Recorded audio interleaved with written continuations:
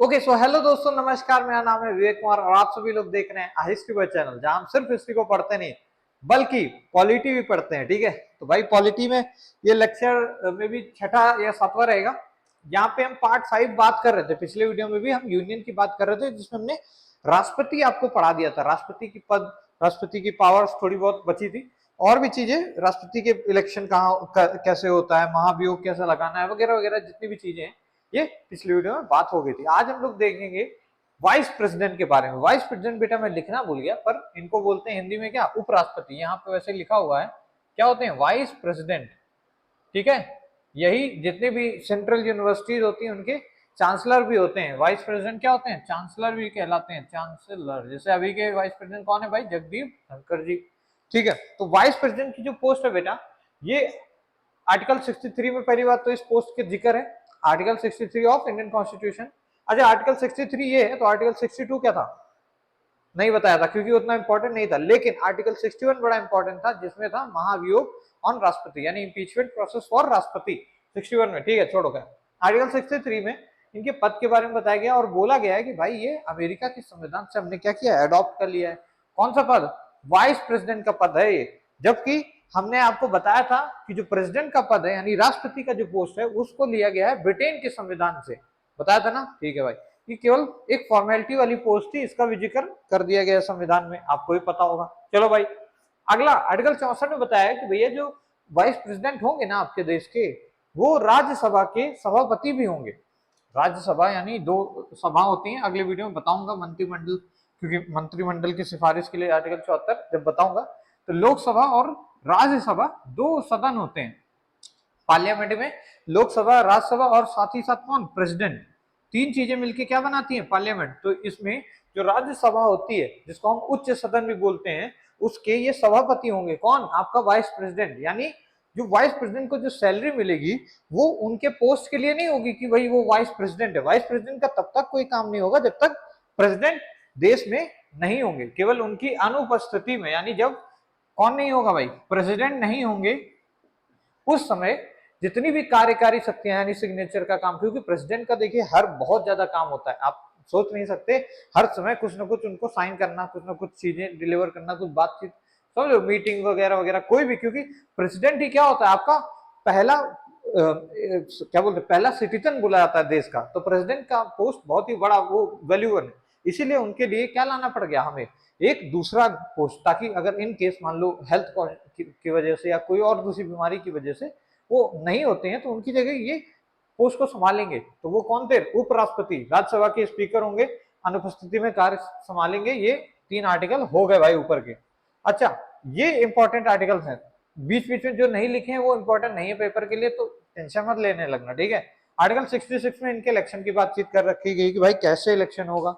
आपको बताया था प्रेसिडेंट का इलेक्शन कैसे होता है, 50 अनुमोदक, 50 कौन, प्रस्तावक लेके आना होता है। यानी मोटा मोटा बात करें तो आपको 100 सांसद के साथ अच्छा कनेक्शन होना चाहिए।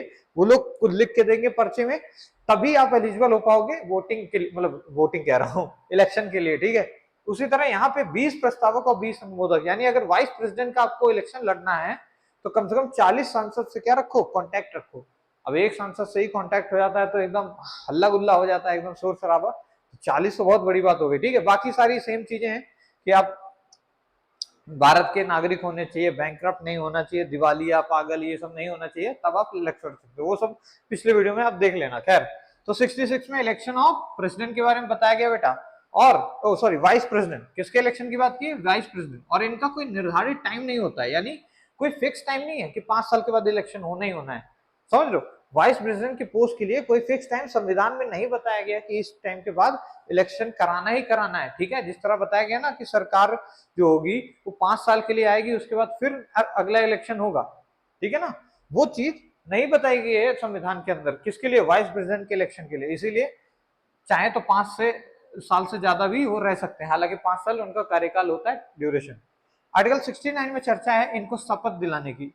अब आपको मैंने शेड्यूल्स में बताया था, जब शेड्यूल पढ़ाई थी, तो नंबर तीसरी जो शेड्यूल होती है, हाँ, क्योंकि पहली शेड्यूल है यूनियन एंड इट्स टेरिटरी, दूसरी शेड्यूल क्या है, 12 शेड्यूल है ना, तो दूसरी वाली क्या थी भाई, पैसा यानी वेतन की चर्चा है। तीसरे में है हमारे शपथ की, जितनी भी दुनिया में शपथें, दुनिया में नहीं मतलब इंडिया में जितने भी जो भी पोस्ट है उनकी जो शपथ है वो सब कहाँ लिखी है, तीसरी अनुसूची में डाल दी गई है, शेड्यूल नंबर 3।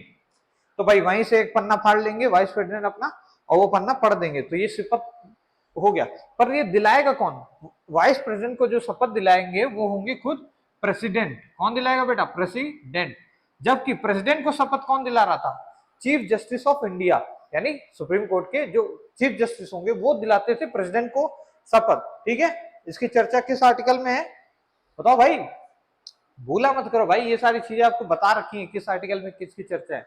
ठीक है, ओके। तो यार क्या बता रहा था मैं, प्रेसिडेंट, प्रेसिडेंट का जो वो है क्या बोलते हैं, हाँ शपथ कौन दिलाता है, चीफ जस्टिस ऑफ इंडिया। अगर in case chief justice of India नहीं होते हैं तो कौन दिलाएगा शपथ उन्हें, तब दिलाएंगे सुप्रीम कोर्ट के कोई दूसरे वरिष्ठ जज, यानी जो एजेड होंगे, जो ज्यादा एक्सपीरियंस्ड होंगे। अच्छा आर्टिकल 72 देखो, यहाँ पे ये बड़ा इंपॉर्टेंट है, पेपर में बहुत पूछा जाता है, राष्ट्रपति की क्षमादान की शक्तियां हैं किसके अंदर भैया, आर्टिकल 72 के अंदर। कई तरीके से समाधान कर सकते हैं, टोटल 5 तरीके हैं, पर आपको वो तरीके नहीं पढ़ने, बस याद रखो आर्टिकल 72। एक मोटा मोटा ओवरव्यू दे देता हूँ। जैसे राष्ट्रपति, मान लो तुम पे ही कोई केस लगा हुआ, 10 साल की तुम्हें सजा है, तो राष्ट्रपति क्या कर सकते हैं, या तो उस पूरे केस को ही माफ कर सकते हैं। आपको पता होगा राष्ट्रपति अपने खिलाफ चलने वाले या दूसरों के केस को पूरा माफ कर सकते हैं ताकि वो हट ही जाए, समझ लो आपको पूरा एकदम गिल्टी हो गए प्रूफ।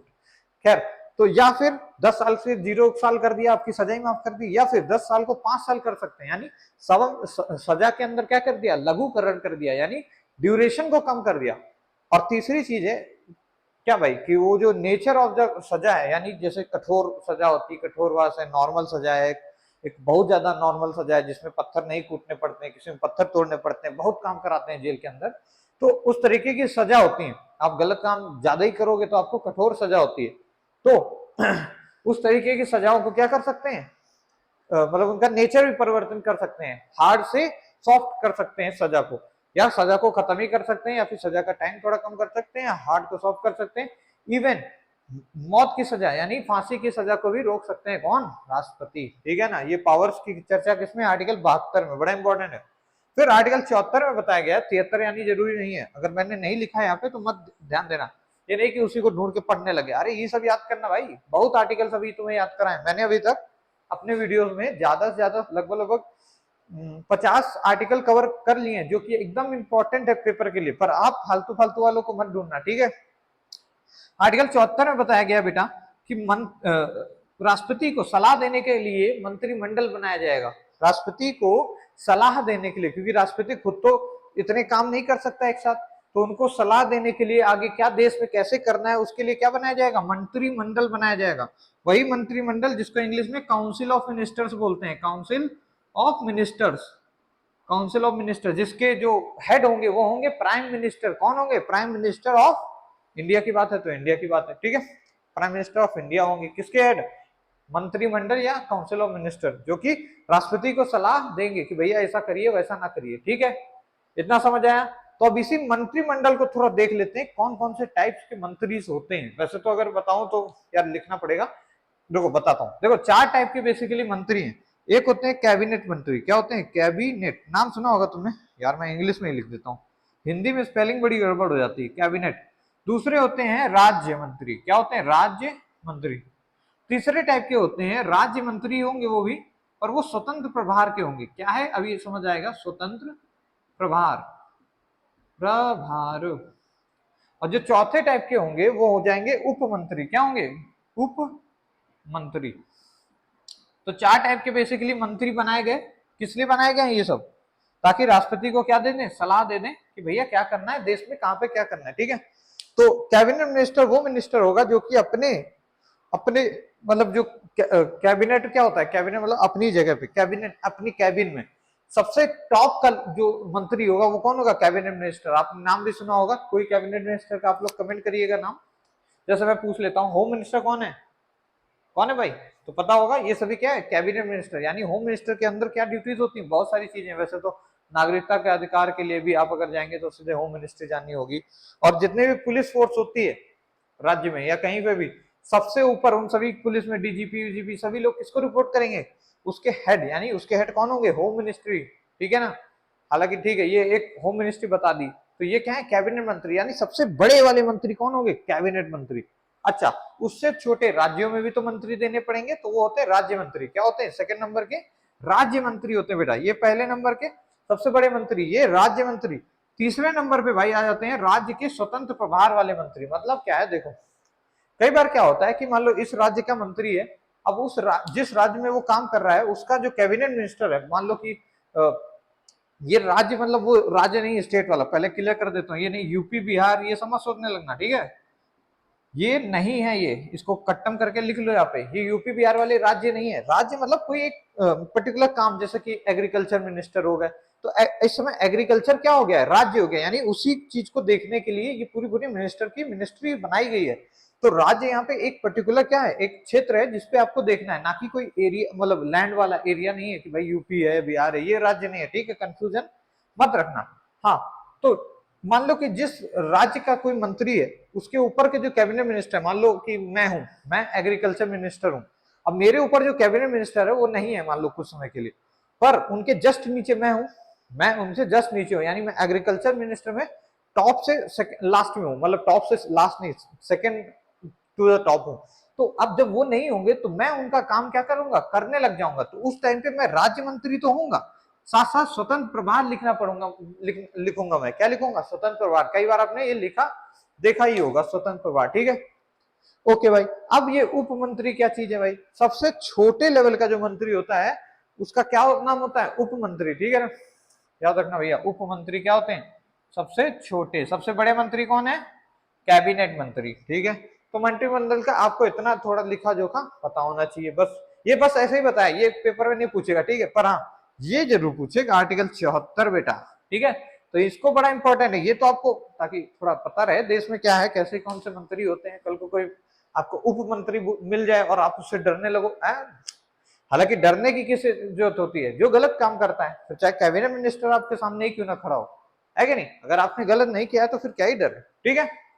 तो ठीक है बेटा, आज के वीडियो में इतना ही, क्योंकि मैं कमेंट्स देखता हूँ तो लोग कहते हैं यार थोड़ा छोटा वीडियो बनाया करो, तो अब मैंने सोच लिया है कि मैं छोटे वीडियो बताऊंगा और थोड़ा सा कंटेंट कम ही दूंगा, क्योंकि भाई कंटेंट देने के टाइम लिए ही टाइम लग जाता है, मैं ज्यादा से ज्यादा ज्ञान देता हूँ उसमें वीडियो लेंथ हो जाती है। खैर चलिए, तो ठीक है, नेक्स्ट वीडियो में मिलेंगे, इसके आगे के इंपॉर्टेंट आर्टिकल्स ही पढ़ेंगे, क्योंकि भाई 395 के 395 आपसे भी और ना ही मेरे से पढ़ना हो पाएगा, लेकिन आपको पता जरूर होना चाहिए किस कोने में क्या है, इसीलिए मैंने शेड्यूल्स करा दी थी आपको, ठीक है।